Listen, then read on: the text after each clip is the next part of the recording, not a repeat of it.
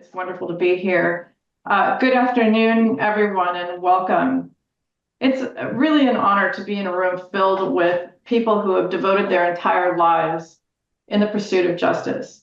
Today, we gather not only as advocates and lawyers, but as custodians of liberty, people who actually shape the very meaning of freedom under the law in our society today. This conversation is about that freedom and about the unfinished work that still stains the foundation of our Constitution and trickles down into every bit, every part of our understanding of ourselves and our communities. The panel you're about to hear is about abolition, not in the historical sense, but in the very urgent present tense sense. Because in 2025, slavery is still legal in America. The 13th Amendment, the one we were taught ended slavery, left a loophole.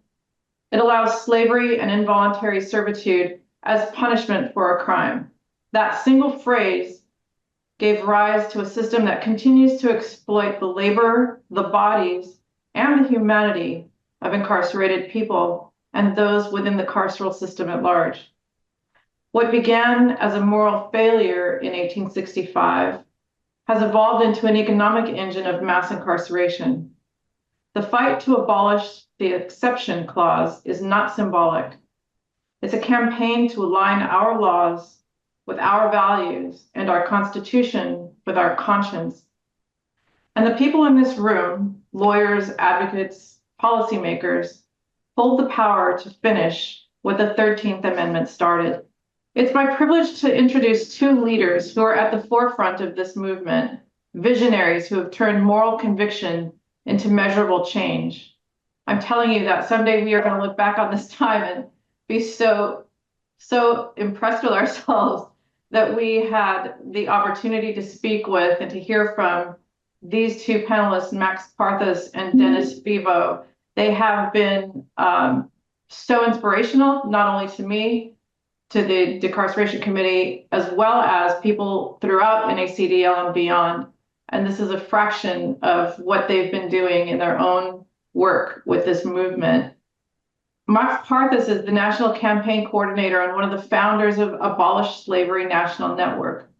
He's a national abolitionist, strategist, and storyteller whose voice has inspired state-level campaigns from Colorado to Alabama and in between.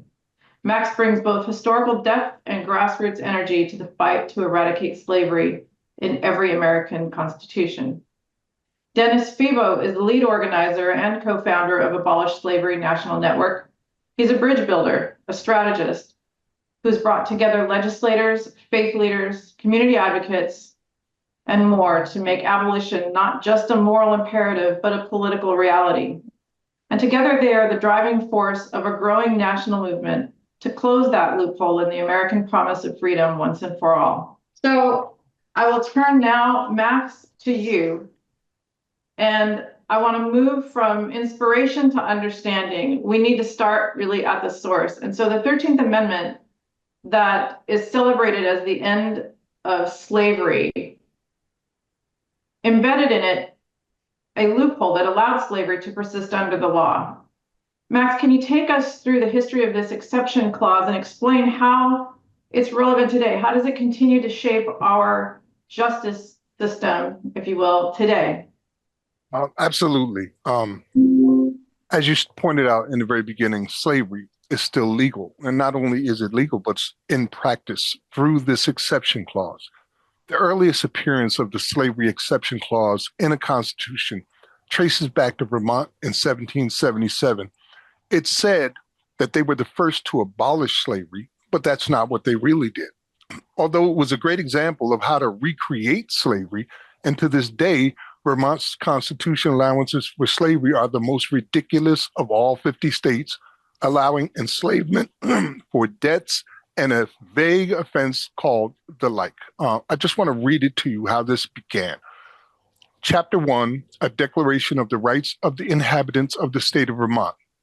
Article 1st, all persons born free, their natural rights slavery prohibited.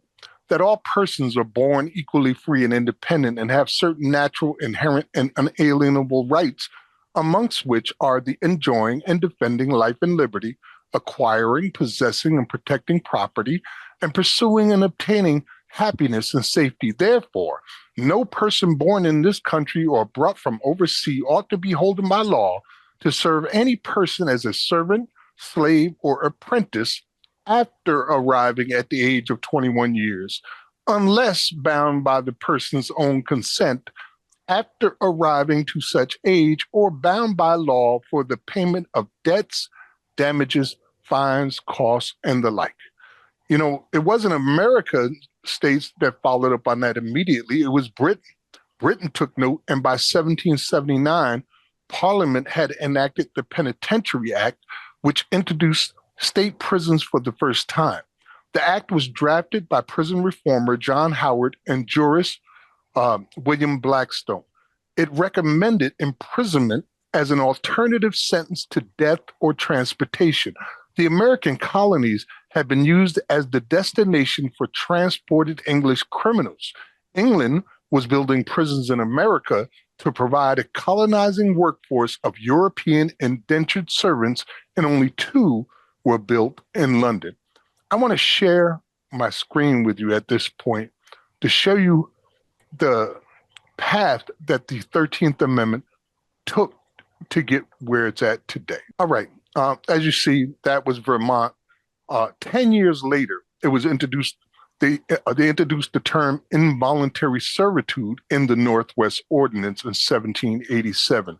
As you can see, there shall be neither slavery nor involuntary servitude in said territory, otherwise than in the punishment of crimes whereof the party shall have been duly convicted.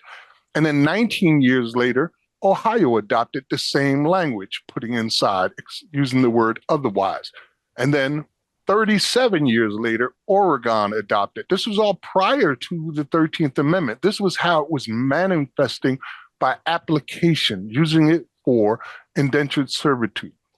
And then in 1861, 18 years later, is when it really picked up with the Corwin Amendment, which would have enshrined slavery into the Constitution forever without the ability to remove it. And that was championed by Lincoln, of all people, who wrote letters to the governors of the states asking them to support the Corwin Amendment. Immediately after, also in 1861, Alabama took this into their constitution as well. We know that prior to the Civil War, almost 90% of Alabama's GDP was based on slavery. But only a decade after the Civil War, as much as 75% of their GDP was based on prison slavery and convict leasing. Then in a year later, in 1862, again, we saw it with an act for the release of certain persons held to service or labor in the District of Columbia. Again, this was Lincoln's direct involvement, where he put in there, except for a crime whereof the party shall have been duly convicted. This was something that had already been working, and they saw it as a transfer point from chattel slavery to prison slavery and how it would be enacted. And then in 1864, Nevada picked it up in their constitution. And Nevada is one of the states, along with Vermont, that have removed those exception clauses since. And then finally, in 1865, we saw it manifest in the 13th Amendment itself, except as a punishment for crime. Now, the way it has affected us is by creating the largest prison population that's ever existed on planet Earth. Right now, here in the United States, there's a new phenomenon that was added on to the involuntary servitude, the forced labor, that didn't exist prior to 1865, and that is warehousing bodies for profit and control. Around 1971, when Nixon enacted the war on drugs, it began, but it gradually grew until 1994 with the Clinton Omnibus Bill. That's really where this idea that you don't need to work people, you can just arrest them, put them in a cage, and have the taxpayer pay you money to hold them like slabs of meat in a butcher shop. And that has exploded to the point where we see it now expanding into the immigration system, into the juvenile detention system, into the jail systems, where they've become for-profit entities. Just as an example, in Rikers Island, New York, which is a pretrial detention center, it costs as much as $566,000 a year to incarcerate a single person for a single year. That's not a cost. That's an incentive to incarcerate more people to be able to make this type of money. And as I said earlier, you're seeing the same thing unfold with the immigration system now, which has doubled our prison population and prison budgets. So those are the answers to both the questions of where it came from, what the intentions were, and how it affects us to this day. And I didn't even mention the idea that much of it is race and class based, where we have right now more Black men in cages built with human beings than they have in the top 5 African nations combined, and they have double our population. Thank you, Max. When you and I spoke, you talked about something that I think you and others within your movement have been fighting against, and that is the idea of slavery as strictly forced labor. And I want you, if you wouldn't mind, to connect that idea or that misapprehension to another misapprehension, which is this common idea that, I mean, why isn't it okay that if somebody commits a crime, they should have to work? And so why would we call it slavery if it's really just punishment for a crime? And then they come out and they're ostensibly free again. So can you sort of disabuse us of those mistakes in that way of thinking? Again, we're not talking about metaphors. We're talking about literal slavery, where people are owned and operated, where all the rights of ownership are exercised upon a group of people. So we're talking about the real deal here. And when we say slavery, slavery never has been solely about free labor, not in the antebellum period and not now. There was the sexual exploitation, the extraction of skills, the abuse of through racism, and many other aspects, even to the point where many enslaved Africans were experimented on that set forth many of the standards in our medical field today because of those inhumane experimentations that happen. So it's never just been about free labor, especially with the advent of, as I mentioned, warehousing bodies for profit and control. So to connect it with, you said to connect it with today and how that is working? Well, the reason I mention the connection is that I think it's a common misapprehension that this movement is about not allowing people in custody as part of their punishment for whatever they were convicted of, not having them, work. Yes. And why is it not okay to have them work? Not only for what, like tidying up their cells, so to speak, but also just other jobs. Why should they get paid when they're in prison for a distinct amount of time to pay, so to speak, for the commission of a crime for which they were convicted?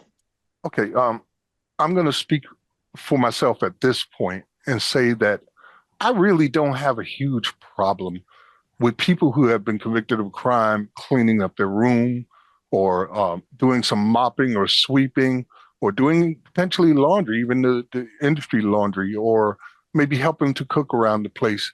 What I have a problem with is when prison labor is used for commercial goods and services sold on the international open market. And that is happening in the United States today. We just saw an expose by the news media just last year that showed that Alabama is doing that right now, leasing out their convicts to private companies like McDonald's and Burger King and many others, where their labor is exploited. And they're making as much as $400 million a year just in the state of Alabama on leasing out the inmates that they have there. So that, for me, is where the big problem arises. I've even seen commercials put out by the Department of Justice appealing to international and national companies to no longer use free labor, outside labor, but to use prison labor as a substitute, and explaining to those potential customers how these Inmates are always available for work. They don't have any commuting problems, no babysitter problems, no holidays. These were the selling points from the Department of Justice appealing to private industry to use prison labor. That's where I have a problem. So if a man is sweeping his cell up and making his bed, for me, that's not a problem. But when he's processing hamburgers from McDonald's, that is slavery, it is convict leasing, and it is a crime against humanity. Thank you. And Dennis, I know that we talked about that. I've heard you speak on that topic as well. Did you want to add anything to those ideas? Yeah, just that we're clear that the Constitution makes a distinction between slavery and involuntary servitude. Involuntary servitude speaking solely on the construct of forced or coerced labor versus slavery being a legal status imposed that limits access to constitutional right. So when we talk about the realm of labor, yes, labor as explained by the Bellagio guidelines, can be tantamount to slavery if we prove that the state is practicing possession over the body of the person.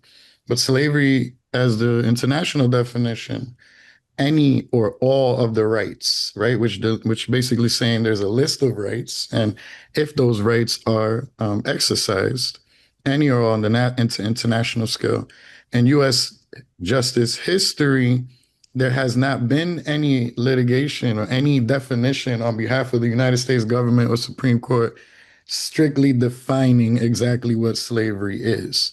The attempt of the Bellagio Harvard guidelines and the legal parameters of slavery were to establish that while slavery may no longer exist the way that we think, it still does exist and it deserves its recognition inside of a courtroom. Whether it expanded into the construct of the state practicing ownership over the body becomes a huge philosophical question for the justice system. There was a quote from a federal circuit judge that said, involuntary servitude is the very fabric of the American justice system.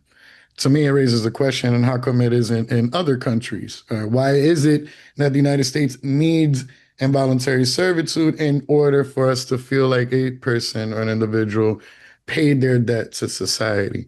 There's a whole bunch of other loopholes when we start throwing labor as a condition of release, labor as a condition for parole, labor as a condition to remain on community supervision. The construct of labor permeates throughout the entire process of jurisprudence and serving a sentence. Again, from the moment police officers put cuffs on someone, because the moment they put the cuffs on you and press a charge, and the prosecutor presses a charge without mentioning that slavery is legal, are coercing me inside of a courtroom at a 98% plea deal rate, where my defense attorney is also not instructing me that upon taking this plea, that I will be changing my legal status over. Not in the sense of saying convict, we recognize convict status, but the 13th Amendment is where the switcheroo on the terminology happens. Convicted of a crime means enslavable by the state. And here what we're saying is that status precipitates condition. Status precipitates conditions. The prison is a condition. Labor, wages, safety, voting, all of the other elements that come from that legal status and why it is imposed, not just behind the wall, outside of the wall, community supervision. And here we could even argue past the sentence, where individuals still lack access to their constitutional rights. Yeah, well said. It also kind of calls up the issue of there's so much litigation around what advisals we have to give a person before they waive their right to a trial, and yet there's no advisement as to even involuntary servitude, let alone the badges of slavery. But simply that involuntary servitude is going to be part and parcel of your sentence, and refusal to engage in involuntary servitude while in custody ends up being something for which you are again punished. And so that by itself is another, I think, aspect of punishment that goes without recognition by the courts or by the judges. And I think that your organization has done a really fantastic job of calling that to light, calling us out for that, even, we as defense lawyers. So thank you for that. I'm going to ask then, in terms of your work, the legislative battlefield I'm going to turn to now. Several states, you've been successful in several states, including Colorado, Tennessee, Alabama, we talked about, and Oregon, others that have already made strides to either completely abolish or bring language into their statutes to abolish slavery from their constitutions and from their state laws.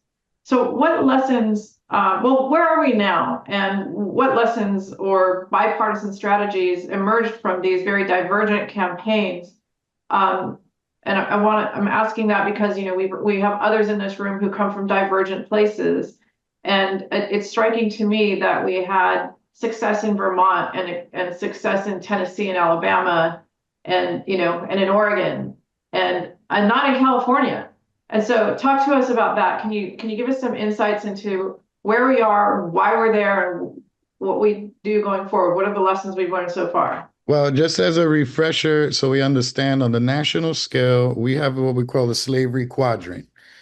Here you have states that have constitutional language that state basically repeat the same exact language from the federal 13th Amendment. Second, we have states, which is half of the states in the Union, 25 of them, do not have any mention of slavery in their constitution. And what we do is to move to add anti-slavery language onto those state constitutions, like I'm doing here in New Jersey. Then we have Puerto Rico, which also has mentioned inside of its constitution. Come to learn, there's a misinterpretation or translation of the English to Spanish. So we call that ambiguity because I can have slavery or no slavery inside of the courtroom. And then we have the territories, Guam, Mariana Islands, DC, right, where this is imposed unilaterally without the people of those territories to have the ability to edit any document to remove slavery from their condition. So we call that the slavery quadrant, just so that we know that different states and territories lie in different angles on the legality of slavery.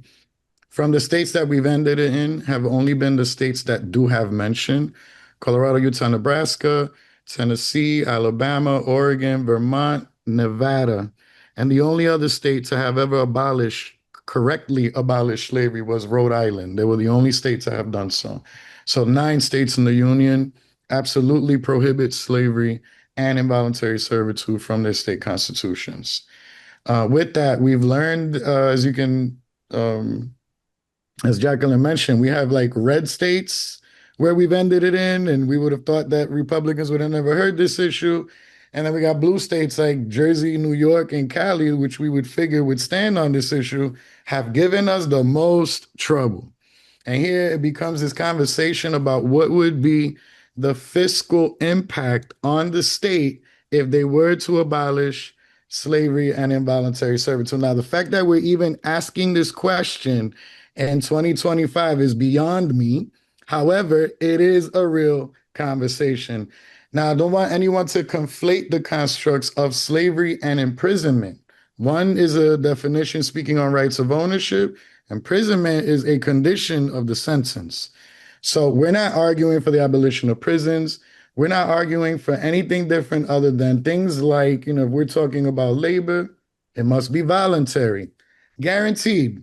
And we all spoke about this hundreds of times. If we were to make labor voluntary, the same amount of people would work, because most people want to work when they're behind the wall. They don't want to be stuck in their cells. They want to be productive. So I don't think this would cause an issue. The next would be wages and safety.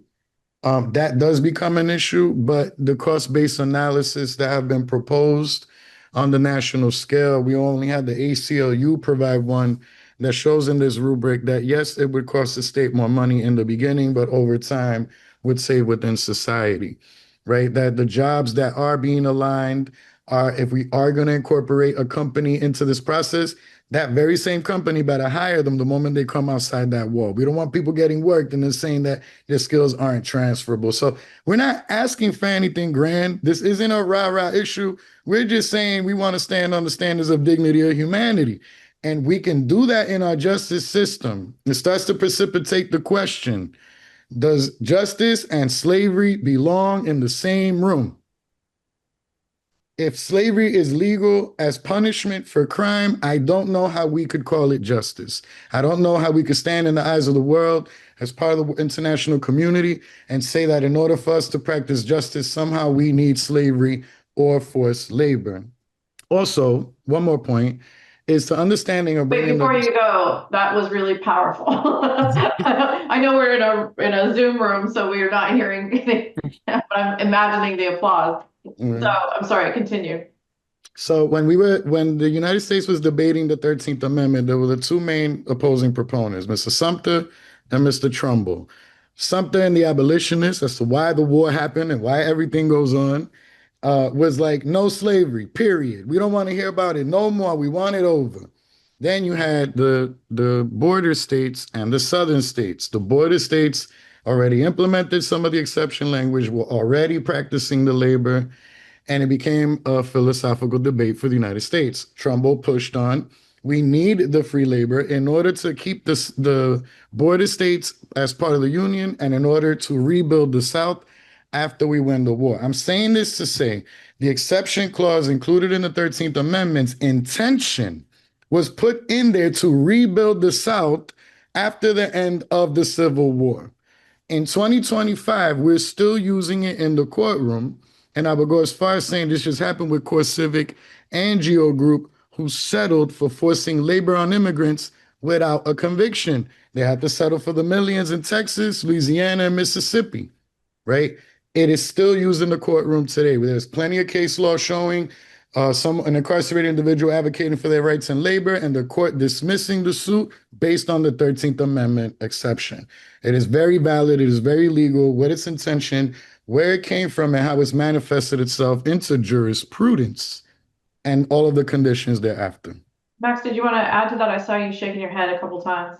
I'm in agreement. What he was saying. I would also like to add that there's a book by an author named Marcia Ballard, and it says "Slavery as a Punishment for Crime" is the title of it. And in there, she proposed that very much like the Miranda rights, when you are initially arrested, you should also be informed that conviction could lead to enslavement. And the same thing when you face sentencing and are sitting down for a plea bargain agreement. And Dennis pointed out that as much as 98% of all cases end in a plea bargain, which shows the Sixth Amendment to be basically a myth in that standard.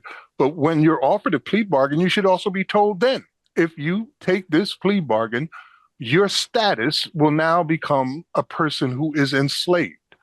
So these are a couple of things that we feel are vital to really bringing out an understanding of what it is we're dealing with here in the United States.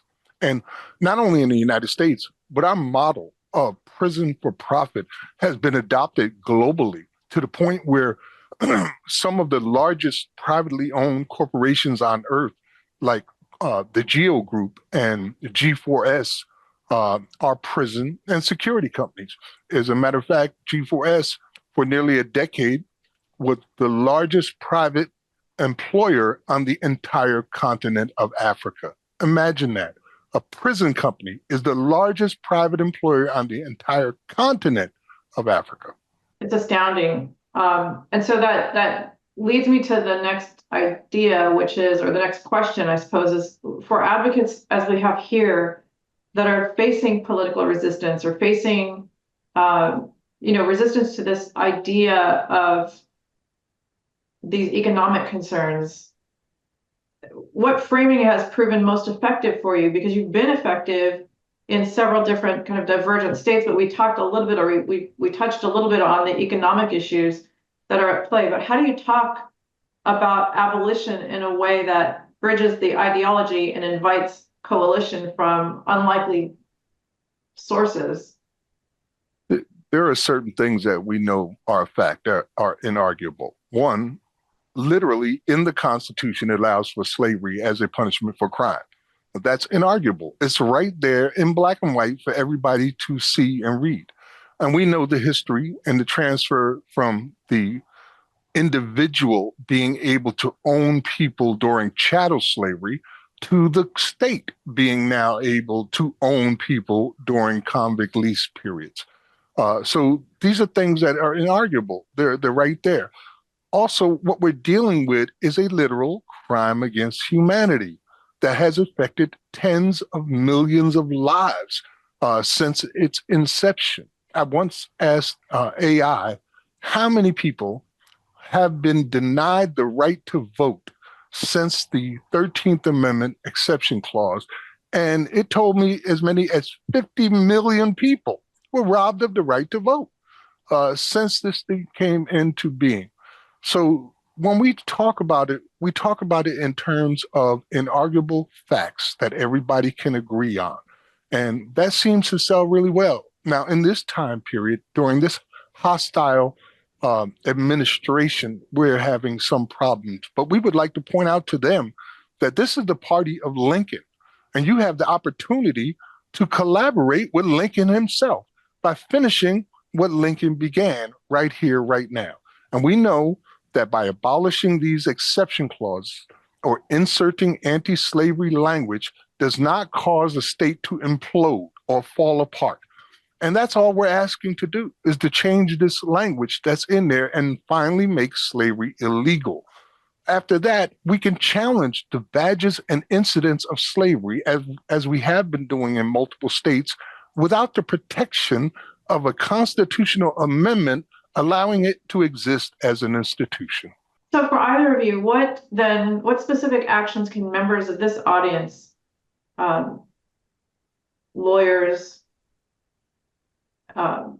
policymakers, advocates, what can they take at their own state levels and in their own associations and in their own advocacy communities Dennis. to move abolition forward? What can they do, and what can they use with respect to this theory or these ideas that we all share? How do we make that into an actionable reality? So to acknowledge that we have both we have post-abolition and pre-abolition, the way our network labels. For the 9 states, the legal landscape and framework is available. Right now, we have the open lawsuit with Colorado, which was certified as a class action lawsuit against all of the incarcerated by the DOC on involuntary servitude, and Alabama's open lawsuit on also forced labor. There's a very important documentary releasing on HBO this or tomorrow night at 8 p.m. called The Alabama Solution, which is going to basically detail everything that we're saying, but putting cameras on it and the way it looks like in Alabama. So for the people that are in states where slavery was abolished, again, this is the first time that slavery has been abolished in those states' histories. And there's a lot of legal questions, like what does this affect? What doesn't it affect? And because we understand a lot of law schools, for a lot of lawyers we spoke to, this wasn't taught in law school. So everyone kind of skipped over and is over everyone's head. But if we started to pay attention to the legal landscape, where would this happen? So I'm going to give a suggestion. This is what we're doing here in New Jersey, is speaking with Rutgers Law, because Rutgers was named after a slave owner and exists because of slavery, and propagated scientific racism, which we could see with a lot of the older institutions on the Eastern Seaboard. It is their responsibility, it is their duty to stand up as legal scholarship institutions to advocate for the removing of slavery from their state constitution. That's one. So what we did here, Rutgers Law agreed to a white page symposium where we're going to invite all the major legal professionals, scholars, academics to come into the room and have a sit-in and start having discussions with proposed legal questions that would assist in the field. That's one. The Office of the Public Defender here in New Jersey has agreed to participate with the event and in effort.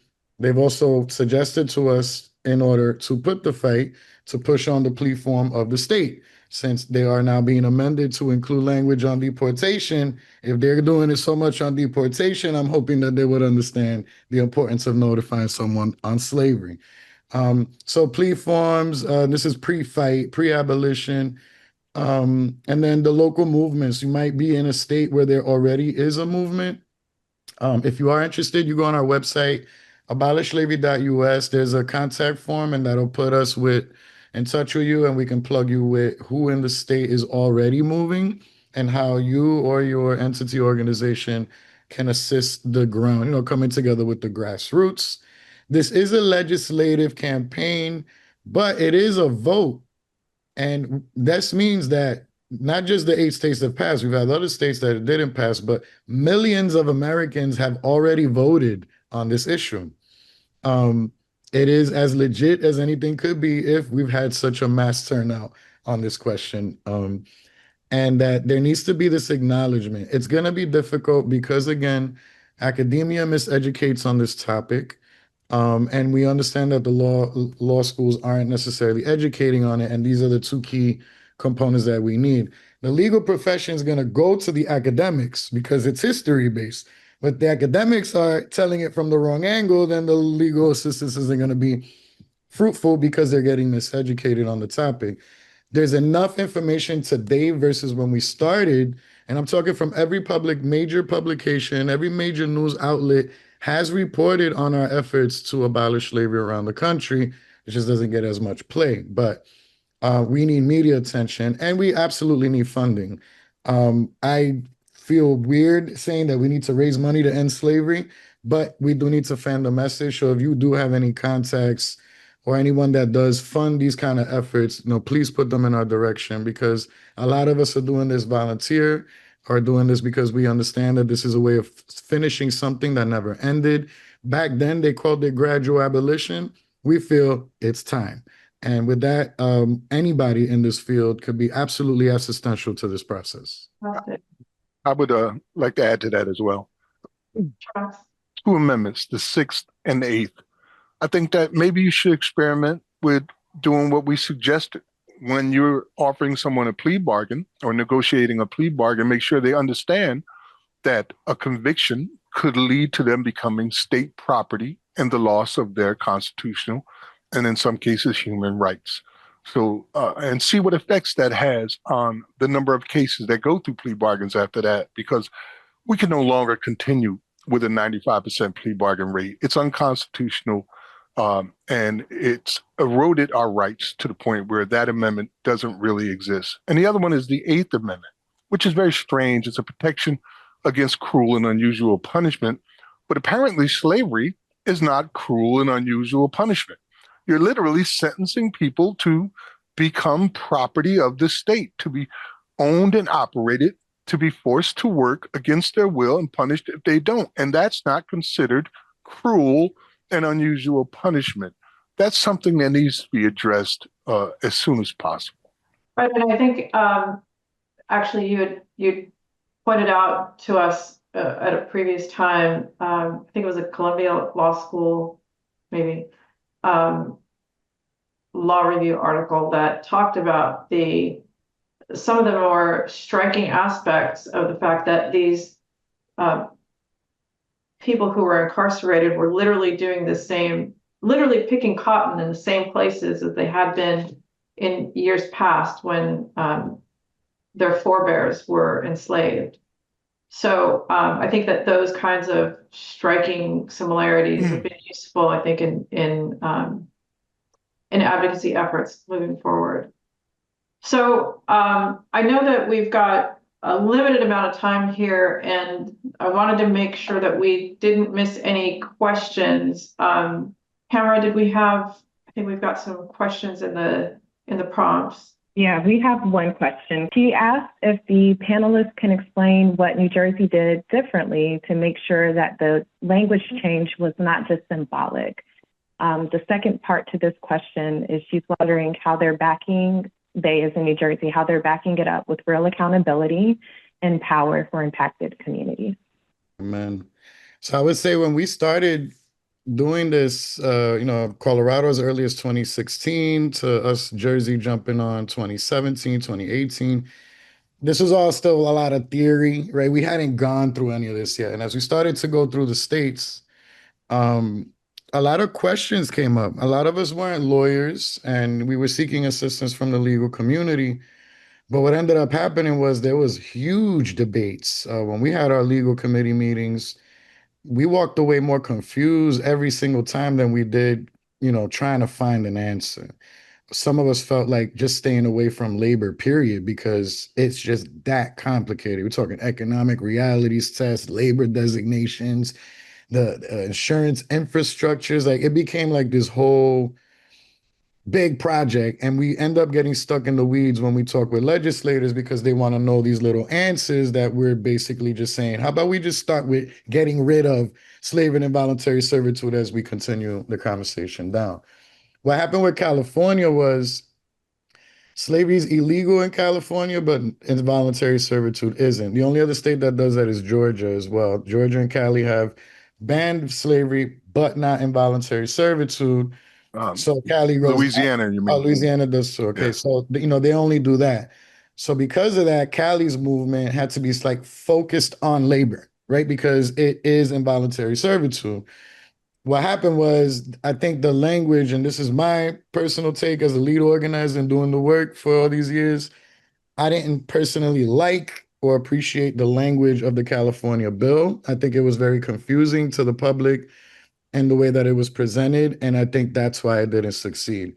What we're doing with New Jersey's bill is being experimental to the sense where, as an example, one of the charges in Alabama was dismissed, or the claims was dismissed because of sovereign immunity.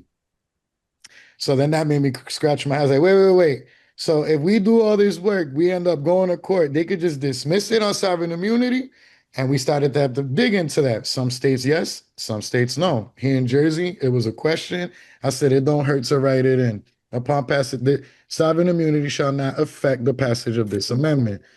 Should there be an enforcement board or committee or something that oversees and makes sure that they're auditing correctional facilities to make sure?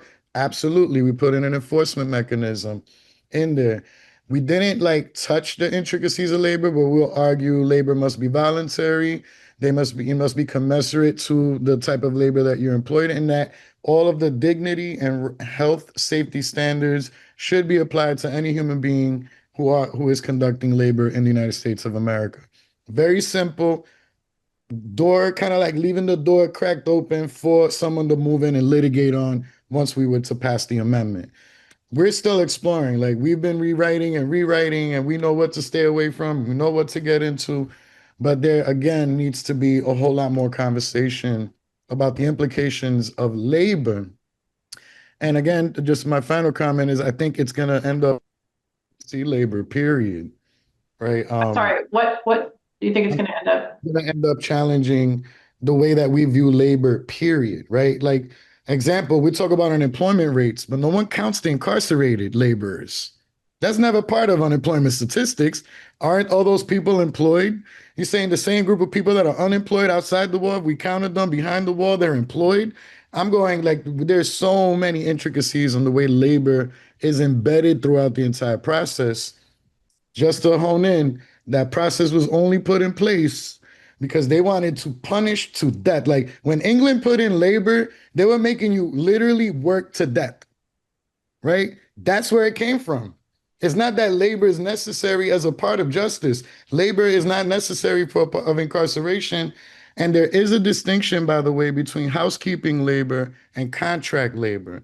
This is already ruled in the court. Housekeeping labor, laundry, food, taking care, like that's just communal living. Everyone understands we're not talking about that kind of labor. It's when they contract your body, when they mandate you to go do it and then punish you and throw you in solitary confinement for refusing it. I think that is getting a step above and beyond what we meant by punishment, which I think originally meant separating you from society, period. Now we start adding layers of punishment onto things that I don't think are necessary and are not clinically proven to rehabilitate a soul on the face of this earth. I do have a few more questions for you. One of them is kind of going back to the fact that you've had these successes, and in a relatively short amount of time, actually, you've had these amazing successes. I think might have even surprised you how quickly some of the Alabama, for one, were ready to do away with slavery.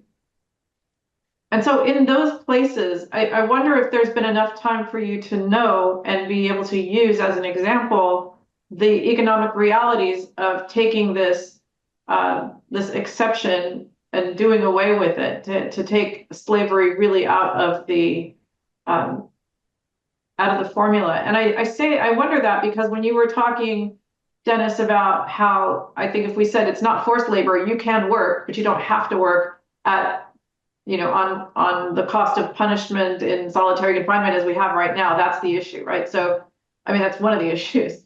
So if we allowed people to make a choice and to work versus not, has that been used? Has that example come to life in other places now, like Alabama and Vermont and other states, Tennessee, where you've seen a change? And is there any data that we can use to support that in other places where maybe there's less momentum, or where it's a little bit more difficult to be changing minds, where you find more resistance?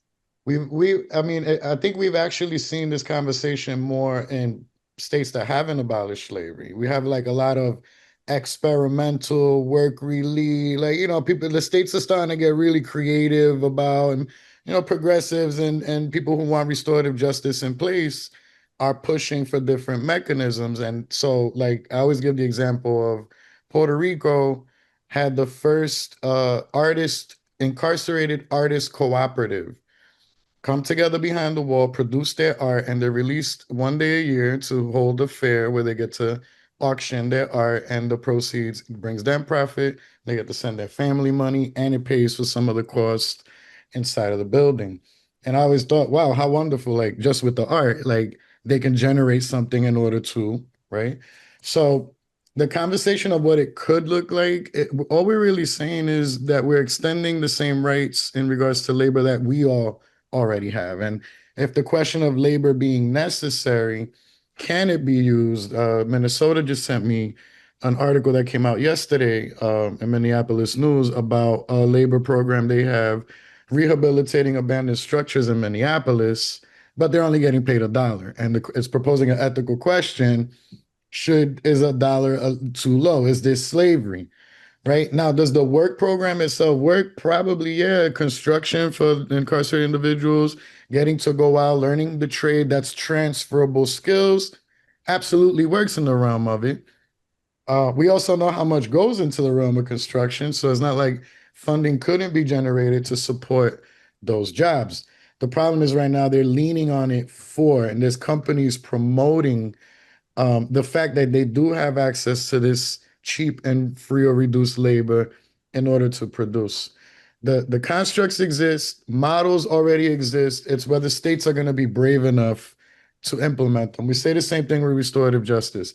It's taking over models all over the place, and the question goes to the state: are you brave enough to move away from punishment and into restoration? It requires a different mindset, I think, and I'm hopeful that a change is coming.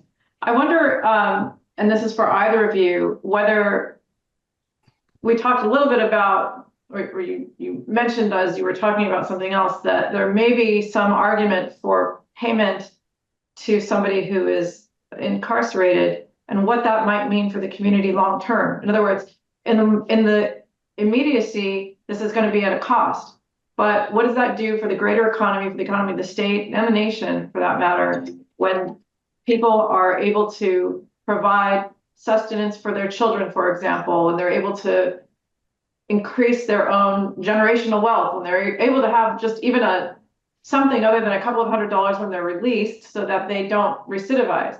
So I'm wondering if there's any data about that, if there's any argument about that, about what benefits come to a community when we're treating those people who are incarcerated as full citizens and full residents and full human beings who deserve to be compensated for the work that they're doing. Not only that, but you also talked about, learning skills and having contracts with outside companies like Starbucks, who really profits from incarcerated labor at some phenomenal rate. Whether those people might be able to have work when they come out, and whether those models have been tried or talked about. Tell me about that. If we were to parallel Core Civic and Geo Group to the state, and if I went down to Texas and I go, you forced all these people to labor, right? And you made hella profit off of the labor that you guys forced upon these people. And then the state goes, no, you're not allowed to do that. Pay the money back. It didn't bankrupt Core Civic. It didn't bankrupt Geo Group. And if they would have just paid the money up front, then they would have been at an even or less than what they settled at. So same thing happened here in Hudson County. When I started proposing for New Jersey, Hudson County eliminated the workers tier because they understood what I was saying. But it got replaced by a private company called Marshall. It was just a bunch of South American women who come in to clean the jail now. So they've already demonstrated to me they don't need that, and they were able to pay for it, and it didn't bankrupt the county or the state. So again, when one labor in the conversation and wages in the conversation of mass incarceration, now if I took the amount of people that were being held in Jersey and we enacted a decarceration plan, where say we started removing the drug rehabilitation arrest, we'd eliminate 60% of incarceration in New Jersey.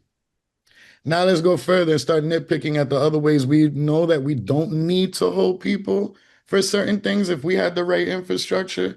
Now the conversation of labor and wages is a whole lot less in a world that's decarcerated than in a world where mass incarceration exists. So that's why it looks like a big cost, because we have too many people incarcerated. Already, in that very same county jail that I'm talking about, a transfer of 300 individuals, incarcerated individuals from South Jersey into that county building at a $25 million contract, while the warden is telling me that half of the people don't need to be in the building. So if I'm doing the math, Hudson County is making $12.5 million for warehousing the bodies of people from South Jersey so that Hudson County can make the profit they need in order to keep the building open, pay CO salaries, and maintain all of the private contracts that they have open in the building. As decarceration has occurred, spending has not gone down. In New Jersey, we've only gone down 0.1 billion on a 40% decarceration rate. Starts to beg the question to the state, right? Because now if we only use the rubric that's put up front, then we're always going to end up in this math. But if we held it up front and say, wait, if we decarcerated, why are you guys still spending the same? Why are the same amount of people while you're also bragging that half of them don't need to be there? Now we're talking economics. Those people then don't need to be put to labor. They won't have to have a question about how we employ them. Just follow the law, follow morality, and follow dignity. And we wouldn't have these numbers if we invested a quarter of the money that we invest into incarceration. We wouldn't have half the problems that we have in our communities. So it becomes this like offset battle. Cost-based analysis is going to get impacted by the amount of people being held. And we're figuring that if this is profit incentivized, then the only way to decarcerate is to get rid of the incentive. If that incentive is gone, then now we will see, hopefully, through litigation and legislation, those numbers dropping, that we could attend to this core group, which is what Norway and all those other countries are doing, where the United States is sending delegates of wardens to go to Norway to go learn how it is that they do business over there. Guess what? Without slavery and involuntary servitude. Yeah, it would seem to me that involuntary servitude is actually an engine for mass incarceration, an engine for recidivism, ironically. And so there may be an argument, I would always think when I hear you speak, for public safety, ironically, that I think would increase public safety, but I just don't know if there's any studies. If we were going to be compensating people and allowing them to provide for their families while they are incarcerated, allowing them to provide for themselves while they're incarcerated so they don't come out desperate, as we know we end up. In the Senate hearings with Cory Booker last year on this very subject, one of the heads of the ACO had mentioned a study. I'm gonna see if I can find it and send it out. But that was a study I mentioned, that there was one cost-based analysis made showing that it would cost more at first, but way less over time. All right, if we're willing to throw $500 billion at a mega supercomputer in the state of Arizona, we could throw $500 billion at ending poverty and mass incarceration. So the money's there. Point taken. Our federal partners have a website called endtheexception.com, and on there they have quite a few articles. One of them talks about how much money would be generated if you actually paid people for their services in the prison system. And I think the number was something like $38 billion that would go back to their communities to help take care of their children and their families and help bring those people up out of poverty rather than putting them deeper into poverty. So if you go to endtheexception.com, they have that study up there that they did on that. Thank you, Max. So Max, if you'd like to start us off, do you have any closing thoughts you'd like to leave us with, given the audience? Yes, I'm going to tell you the same thing I tell everybody else. The revolution begins in your mind when you change it. And you have to change your mind about what it is you're dealing with. There's something that I know for a fact. Slavery cannot be reformed. Reform is not the answer to slavery. By definition, it must be abolished. And we have to first recognize that what we're dealing with is, in fact, slavery that has been going on since 1865 through the use of convict leasing and then further on into mass incarceration and the warehousing of bodies, a crime against humanity. When you start looking at it in that light, in that perspective, much of everything else around you changes. You have to look at all the other things in a different way. So my biggest suggestion is the same one I make to everybody else. Change your mind about what it is you're dealing with and then act appropriately. And Dennis, I'd give you the same prompt. What would you like to leave us with? Yeah, as a community organizer and, someone that's been helping in this field for a long time, and I know for those of y'all that have been doing this work for a long time, I think we collectively, unconsciously all understand this.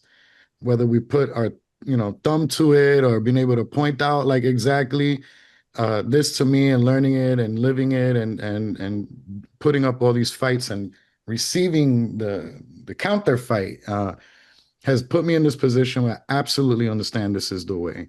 What we've heard, what we've experienced is invaluable because not only did we have to process this emotionally, sitting there arguing with legislators about why they think they need slavery, to be able to then come out and educate the public. Sometimes I feel like I'm in a twilight zone and like trying to scream it to the world, but this is about humanity. And I think as Americans, we've been malaccustomed to not really pay attention to what that means. We'll talk about emotional humanization, but we're not talking about legal.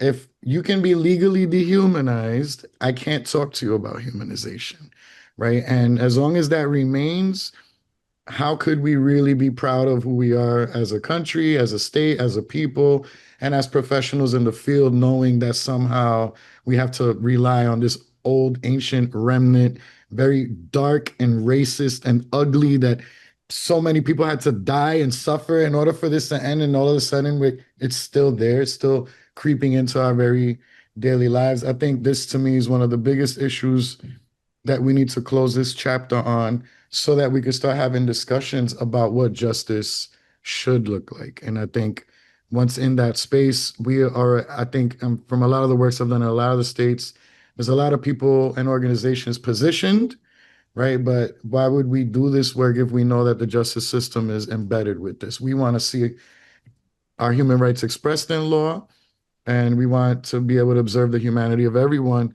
not taking away that people should be held accountable if they do commit a crime. With that said, we're at abolishslavery.us. Any information you need from there and on social media. We're on Abolition Nation, Instagram, TikTok, Facebook. You can follow us on there if you're an organization. You can endorse us on the website. And anytime you guys can reach out, especially when it has to do with this fight, we will definitely hit you back. Thank you. And we have many of those handles and websites on the chat for those who'd like to take those down now. This has been amazing. Thank you both. Today, we've confronted a hard truth, and that is that slavery was never fully abolished. I think you've done so much, Max and Dennis, to open our minds, and it is truly, really mind-blowing to me how successful you've been. And I think I've said this to you before, but I think it's because you're just speaking the truth. And there's no way that you can deny that what is happening is wrong. And when you shine a light on that, I think we all somewhere deep in our hearts really do understand that, regardless of our positions with this. And so I commend you. I appreciate you. And in a room here full of those who can make a difference, I'm really and just so inspired by you, but also very optimistic because we've got people here from all over the country who I think are all like-minded and understanding. So when we crack open these things where we just weren't paying that close attention and it seemed like this is the way we'd always done things, amazingly, as soon as you started talking about this, look at the successes you've had in such a short time.